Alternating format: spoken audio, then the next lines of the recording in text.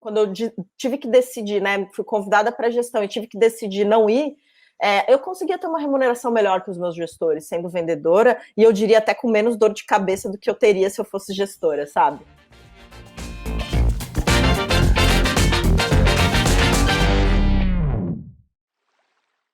Muitas pessoas, quando pensam em vendas, pensam em trampolins, né? Puxa, eu vou entrar como SDR ou vou entrar como uma vendedora, mas o que eu quero ser é gerente. E não tem nada de errado nisso, tem gente que gosta mesmo de gerir. Mas não necessariamente a carreira de vendas tenha que seguir esse caminho. Eu vejo, imagino que você também, muita gente que é um excelente executivo de vendas, um closer de alta performance, se transforma em gerente e não, ou não dá muito resultado, ou às vezes até dá resultado de consistência em vendas, mas se torna bastante infeliz. Eu vejo muito isso também, a pessoa não se encontra. O que diferencia para você assim a carreira da executiva de vendas, que é uma carreira super especializada, por uma carreira de gestor? O que seriam os prós e contras de seguir esses dois caminhos? Eu não acho que a pessoa ser executiva, como você fez isso por opção, você não é que você tem chance de ser gerente, você tem chance de ser diretora, você tem chance, eu já vi você receber convite, e você não quer. Exato. Me fala um pouquinho disso. Sim. Eu acho que assim, né? Por que eu posso falar dentro da onde eu fico muito confortável, né? Que é o cenário de ser executiva. Eu gosto muito de ser prática. Então, quando você é gestora, muita coisa não está na tua mão. Muita coisa você não consegue atuar, ou você tem que ter um cuidado extremo para atuar. Não que sendo uma executiva de vendas não seja assim, mas eu sinto que aonde eu quero chegar está muito mais dentro da minha responsabilidade do que eu como gestora. Esse é um primeiro ponto que me diferencia, que eu vejo de diferenciação assim, entre uma parte e a outra. Outro negócio que me encanta muito na questão de ser executiva é que essa interação com o público. Pô, se o dono da empresa investe maior grana para construir uma solução, para fazer divulgação dessa solução, e para vender essa solução, né, para crescer, etc., eu fico pensando que o meu papel de ouvir o cliente, entender se a solução está adequada para a maior parte do mercado, se eu de fato consigo resolver problemas e dores que são impactantes para esse meu cliente, esse processo, para mim, é muito satisfatório.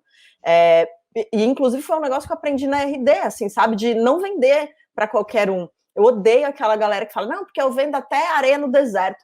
Pô, por que você vai vender areia no deserto? Qual que é o sentido? Para enganar alguém? E aí eu até entro dentro da reputação do vendedor hoje em dia, né? Se a gente não quebrar, não for a gente para quebrar essa reputação, pô, a nossa profissão está fadada ao fracasso. Então, esse touch, esse contato com o cliente, de entender exatamente o que ele precisa, o que ele busca e como que uma empresa pode se encaixar, isso eu acho muito legal, que é o famoso diagnóstico, né? Fazer o diagnóstico, conversar, conhecer, e todo dia eu falo com gente nova. O gestor não, o gestor tem aquela limitação, que eu falo com o time, no máximo faço uma callzinha. Não é muito isso que me encanta. Eu gosto mais de variedade, assim, de dinamismo, assim, não que a gestão não seja, mas eu gosto de ter coisa nova na frente, desafio completamente novo. Um outro ponto, assim, que para mim foi bem importante é a remuneração. Eu conseguia ter uma remuneração, quando eu tive que decidir, né, fui convidada para a gestão e tive que decidir não ir, eu conseguia ter uma remuneração melhor que os meus gestores, sendo vendedora, e eu diria até com menos dor de cabeça do que eu teria se eu fosse gestora, sabe? Muito naquela linha de trabalhar menos e ganhar mais.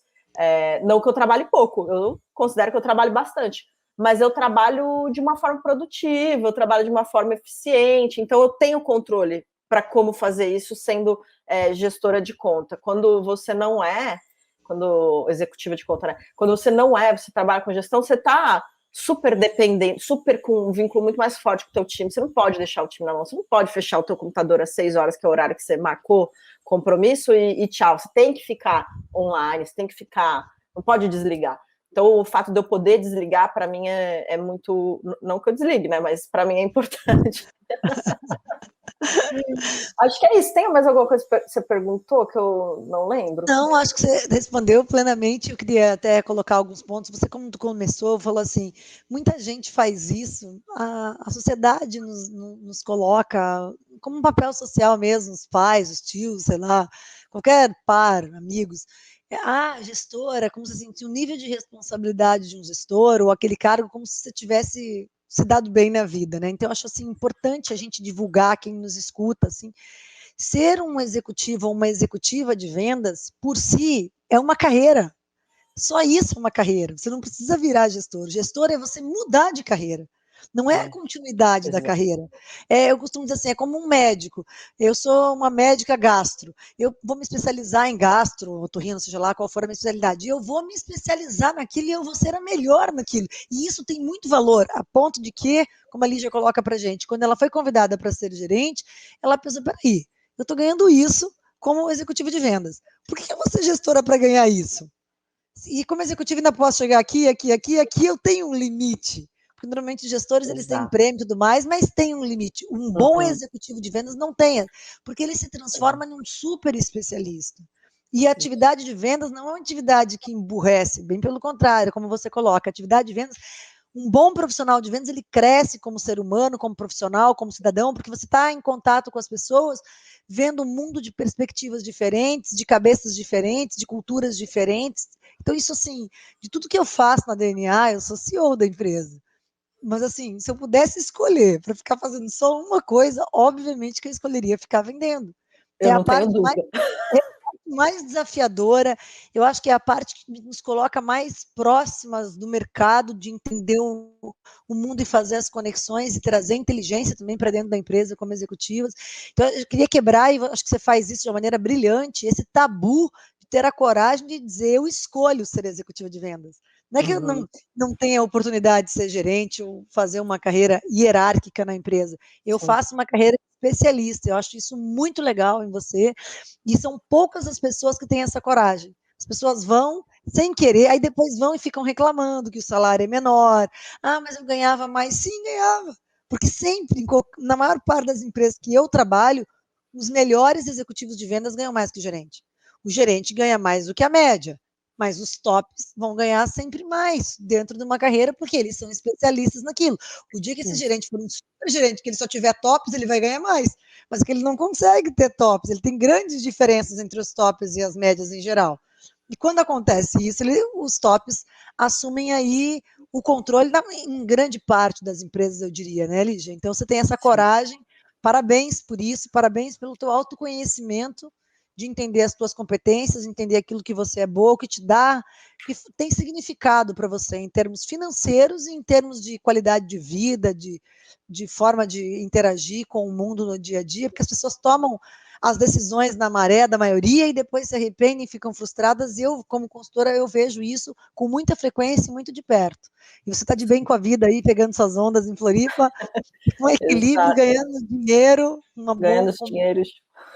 né, ganhando dinheiro de uma forma legal, bem bacana Sim. isso. E eu acho que um ponto que é importante também é que uma vez que você se senioriza em vendas, nessa especialização em vendas, você não deixa de ter que ter o olhar de gestão, você não deixa de ter, por exemplo, características fortes de liderança. Hoje eu me vejo como um grande complemento para a minha gestora principal. E até na minha época de RD, eu tenho visão de gestão, eu ajudo ela com essa visão, inclusive, porque as pessoas se abrem mais comigo do que com ela, normal. E eu considero também que eu tenho meu aspecto de liderança também, por ser uma referência no assunto. Então, eu não deixo de, querendo ou não, ser gestora, mas eu sou gestora dentro da minha função, dentro da minha especialidade.